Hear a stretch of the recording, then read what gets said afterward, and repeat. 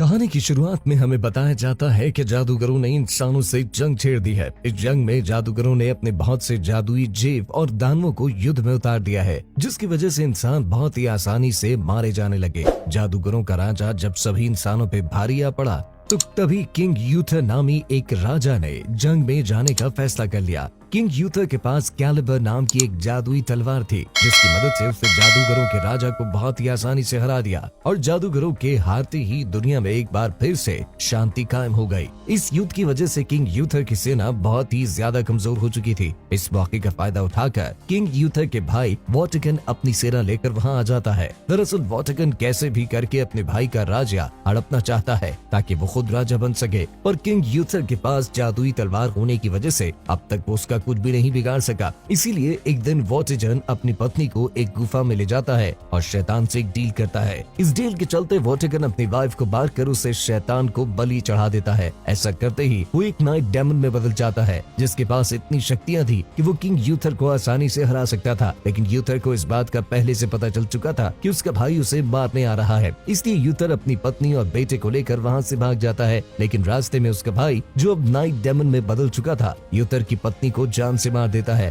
और उसके बाद यूथर अपने बेटे को एक नाव में बिठाकर दूर भेज देता है, जिसके बाद वो अपनी कैलिबर तलवार लेकर नाइट डेमन से फाइट करने लगता है। इसी के साथ ये सीन यहाँ से कट होकर कुछ सालों बाद का समय दिखाया जाता है, जहाँ हमें ये पता चलता है कि किंग यूथर को डेमन नाइट ने मार दिया था, मगर उसका बेटा नदी में बहते हुए एक महिला को मिल जाता है, जिन्होंने उसे ऑर्फन हाउस भेज दिया था। दूसरी तरफ वॉटिकन ने खुद को नया राजा बना लिया था और उसके राज्य के लोग उससे बहुत ज्यादा डरा करते थे, क्योंकि वॉटिकन एक बुरा राजा था। वहीं उसने उस टावर का रिकंस्ट्रक्शन भी शुरू करवा दिया होता है, जिसकी मदद से जादूगरों को शक्तियां मिला करती थी, और इंसान को ये डर था कि अगर ये टावर बन के तैयार हो गया तो जादूगरों को उनकी शक्तियां वापस मिल जाएंगी, और ऐसा होते ही इंसानों और जादूगरों के बीच फिर से युद्ध शुरू हो सकता है। लेकिन वॉटिकन को इस बात का कोई डर नहीं होता। इंसानों और जादूगरों में दोबारा से जंग शुरू हो सकती है, क्योंकि वो खुद भी जादूगरों के साथ काफी सालों तक रहा था, इसलिए उसे भी छोटा मोटा जादू करना आता था। वॉटिकन उस टावर को दोबारा से बनवा कर उसकी जादुई शक्तियों को हासिल करके दुनिया का सबसे शक्तिशाली इंसान बनने का सपना देख रहा होता है।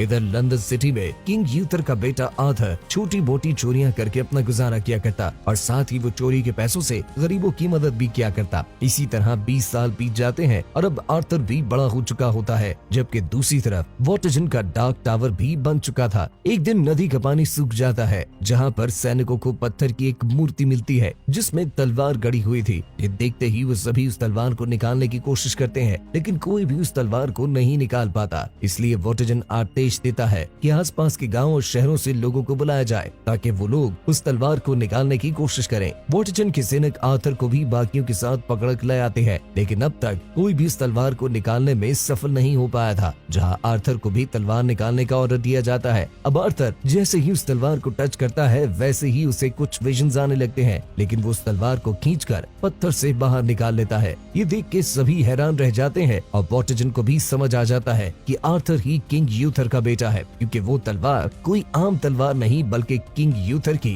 कैलिबर तलवार होती है, जिससे यूथर ने पिछले युद्ध में जादूगरों के राजा को हराया था। हालांकि तलवार की शक्तियों के कारण आर्थर बेहोश हो जाता है और वॉटिकन के साथ साथ राज्य के लोगों को भी पता चल जाता है कि आर्थर ही यूथर का बेटा है। अब इससे पहले कि राज्य के लोग वॉटिकन के खिलाफ बगावत करते, वो आर्थर को जेल में डलवा देता है और जेल में आर्थर से मिलने जाता है, जहाँ वो आर्थर से कहता है कि मैं कल तुम्हें सबके सामने उस तलवार को उठाने के लिए कहूँगा, लेकिन तुम उस तलवार को मत उठाना। अगर तुमने मेरी बात नहीं मानी तो मैं जेल में कैद तुम्हारी बाकी साथियों को जान से मरवा दूंगा। फिर अगले दिन आर्थर से कहा जाता है कि वो उस तलवार को उठाकर उसकी शक्तियों का प्रयोग करे, लेकिन आर्थर ऐसा नहीं करता। इस पर वॉटिकन अपने राज्य के लोगों से कहता है कि आर्थर किंग यूथर का बेटा नहीं है, और ऐसा कह के वो उसे मौत की सजा सुना देता है। अब इससे पहले कि आर्थर को मौत की सजा दी जाती, वहाँ मैग नामी एक जादूगरनी, जिसके अंदर जानवरों को कंट्रोल करने की शक्तियां होती है, वो काफी सारे जानवरों को कंट्रोल करके वॉटिकन के सैनिकों पर हमला करवा देती है। तभी वहाँ यूथर के आदमी आकर आर्थर की जान बचाकर भगा ले जाते हैं। वो सभी आर्थर को बचाकर अपने इलाके में ले जाते हैं, जहाँ आर्थर एक बार फिर उस तलवार को उठाता है, लेकिन ऐसा करने से वो दोबारा से बेहोश हो जाता जाता है। यहाँ पर सभी लोगों ने आर्थर को अपना राजा मान लिया होता है, लेकिन आर्थर को इस बात पर विश्वास ही नहीं होता कि वो उनका राजा है।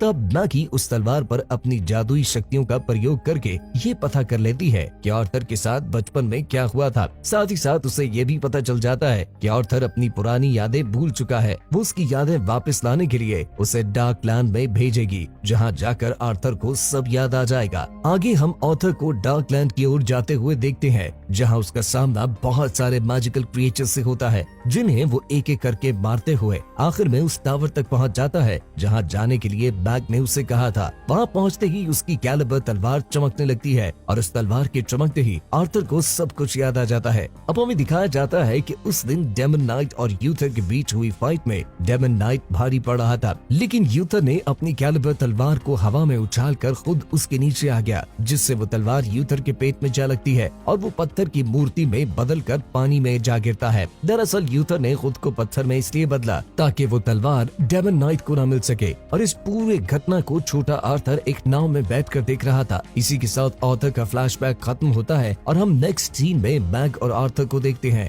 मैग आर्थर को बताती है कि जादूगर और इंसान हमेशा से साथ रहा करते थे, लेकिन वॉटजन ने जादूगरों के राजा को इंसानों के खिलाफ भड़काकर युद्ध शुरू करवा दिया, क्योंकि वॉटजन खुद अपने भाई की जगह राजा बनना चाहता था। तब जादूगरों के राजा ने उस टावर की शक्तियों को अनलॉक करके इंसानों के खिलाफ हुए सभी युद्ध को जीत लिया, लेकिन आखिर में किंग यूथर ने उस जादूगर को हरा के उसके डार्क टावर को ही नष्ट कर दिया, क्योंकि उसकी काली शक्तियाँ उसी डार्क टावर से आती थीं। और साथ ही किंग यूथर ने अपनी कैलिबर तलवार को अपने खून से जोड़ दिया, यानी अब वो तलवार उसके ही वंशज के लोग कंट्रोल कर पाएंगे। जैसे किंग यूथर के बाद आर्थर ही उस तलवार को इस्तेमाल कर पाएगा, और उसके बाद आर्थर का बेटा। मैग आगे बताती है कि वॉटजन उस डार्क टावर को और भी ज्यादा ऊंचा करवा रहा है, और वो टावर जितना ज्यादा ऊंचा होगा वॉटजन की शक्तियाँ भी उतनी ही ज्यादा बढ़ती जाएंगी। इसीलिए हमें वॉटजन को रोकना होगा, वरना बाद में उसे कैलिबर तलवार से भी नहीं रोका जा सकेगा। जिसके बाद आर्थर और उसके साथी ब्रिटेन देश के एक पावरफुल फैमिली के लोगों से मिलते हैं, जिनके पास बहुत सारे पैसे, हथियार और एक मजबूत आर्मी भी थी।